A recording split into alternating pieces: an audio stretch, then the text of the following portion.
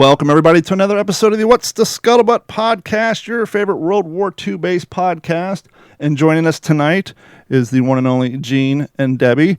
Now, Debbie is the granddaughter, and Gene is the son of what we, the general public, know as Wild Bill Guarnere. And I was there. My daughter at that time was 2. And she was walking all over giving not me. Not her. She was always older. And then, so, yeah, my youngest daughter was 2, and she was handing out, bringing beers to the, Shifty and all the guys that were there. And I didn't know anything about a book. And they were tipping her. And there was a lot of people there. My father had the mummers there. You know that from South Jersey. And I didn't know nothing about no book. And then in 96, my mother said, there's a book out there, Band of Brothers. They might make a movie, but, they're all crazy and this and that. And my mom died in 97. So the next thing I knew, my father was doing this Band of Brothers thing with Tom Hanks and Steven Spielberg. Was it? I didn't know about the book until 96. Were you surprised what the impact on your family and your family's name was, just from how big the show blew up? No, you know what I was amazed about? My father was still just like I'm talking to. He was just a regular person like you were in there. But we would go places, and you want to think that he was Vito Corleone or somebody. Like, people would come up to him, and he was, like I said, he was good to everybody. Kids, he would give hats. He would give pins to his hat. He would give his shirts to people. He was just, he really embraced, my mom wasn't around, so he really embraced this and really did a good thing for Easy Company as far as, publicity did. He was all over the place.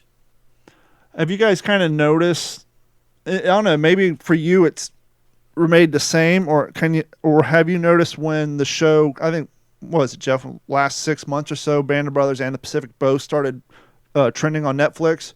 Have you guys kind of noticed a re-increase in interest in your father and your grandfather? I don't know if I ever saw a decrease. I started on TikTok when COVID hit. Yeah. Just because I was by myself all the time doing funny videos. And then I think I posted one video about my grandfather, and it took off. So I don't think I ever saw a decrease. There might be more interest in it now because it's on Netflix. I seen it increase. I have a small eBay store. Okay. And I have hundreds of books signed by my dad. And why do I have hundreds of books? I would order 10 to 15 cases of books before we go to Reading Air Show. And I would bring him down 3 cases of books at a time. He had them signed in a day. And then he would take off the top, give some away. So when we went to the Reading Air Show, I had all these books. And every time he'd come up to my house, he'd sign all kind of stuff. He would sign pictures. That's that's his book. So yeah, it is. I learned. And another thing too, when I come back from Vietnam, I said to my dad, what did you do in the war? He said, this is the whole conversation. I'm not making this up. He said, the war's over, kid, forget about it. And that's the end of that. Was it. That's the end of that conversation. There's no more conversation after that. Well, it's crazy that he had that conversation, and unbeknownst to him, 38 some odd years later, he would be a voice in keeping his war and the memory of the guys he served with alive. He enjoyed doing that. I remember getting a phone call from Johnny Martin when my dad was getting these tests in the hospital, and he probably could have died if these blood clots, got through in yes. His heart. And I was 21, and I answered the phone. In fact, Debbie still has the phone number, my phone number from when we were a kid on her 501c. I kept it for the 501. Yeah. 501. So I answered the phone, and I know him, but I never met Johnny Martin at that time. And he calls me up, and he says, hello. He says, hello. I said, hello. He said, who's this? I said, this is Gene. He said, all right. He says, this is Johnny Martin. I said, oh, how you doing, Johnny? He said, how's your father doing? I said, he's doing okay, blah, blah, blah. And he couldn't talk to him because my dad was in the hospital. So he was checking up on him. And I said, yeah, he's doing all right. He says, well, I want you to listen to this. I said, okay. He says, no, I want you to listen to this. I said, okay. He said, if he needs doctors, money, vehicles, planes, anything your father needs, you call me. I said, okay. He says, no, listen to me. And he said the same thing over. And he said, and I want you to convey this. If he needs anything, you call me. So in my head, as a 21-year-old guy, I'm thinking to myself, geez, I could use $3,000. I got to get a car, But that's the way, that's that's the friendship. And he was really, Johnny Martin was one of his closest friends all through his life. But that's the way these people were. And when my dad ran the reunions, unlike they had after the Band of Brothers, they had, my father called it corkage and for the liquor and all this stuff. At the end of the reunion, my father would get a bill from the hotel, and they said, "Okay, you owe $973, for the room, the hospital, whatever it was." And my father would look, and he had $430, right? And he would holler help, and then it was Johnny Martin, it was Gordon, or it was Carwood Lipton would just write the check, and that was the end of it. So I mean, that's the way they're. And my father never asked for anything. He never wanted any money. He didn't take anything from anybody. But that's the way these people are. He was the most honest person I ever met, my father. He was the most honest person I ever knew. Was Babe around your house as much as we're led to believe when you're growing up? Babe was around my house a lot when I was a kid. Yes, Babe was around my house more when Band of Brothers came out because he didn't drive.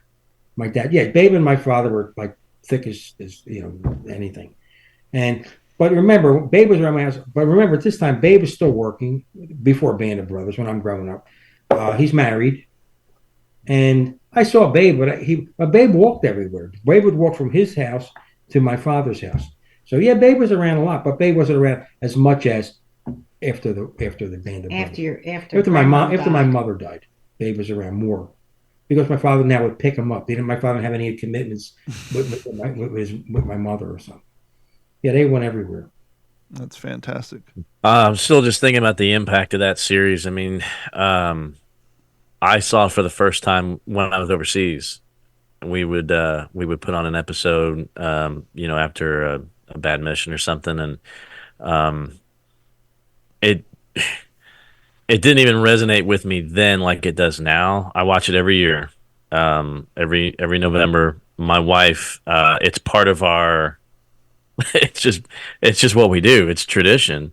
As the weather turns colder in Texas, cold enough to at least try to have a fire in the fireplace, we put on Band of Brothers. It's just not the beginning of Christmas season without it, and we've been doing that now. Geez. Well, my oldest is 17. It's probably as long as he's been alive. We've been doing that. And it's crazy to think that every time I watch it, it gets harder for me to watch.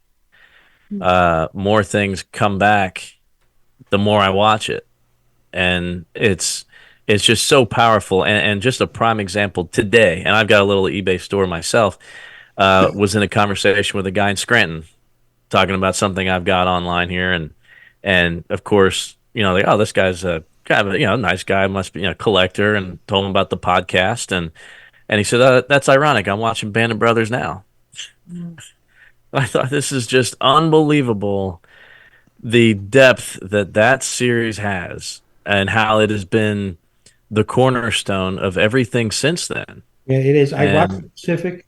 I went to the premiere of the Pacific with my dad in New Orleans, and it's not the same. I didn't, and don't get me wrong. I think the Marines had it harder than the Army. I mean, it was like a daily barrage for these Marines, muds, dysentery. I mean, all kind of disasters in every island they went to.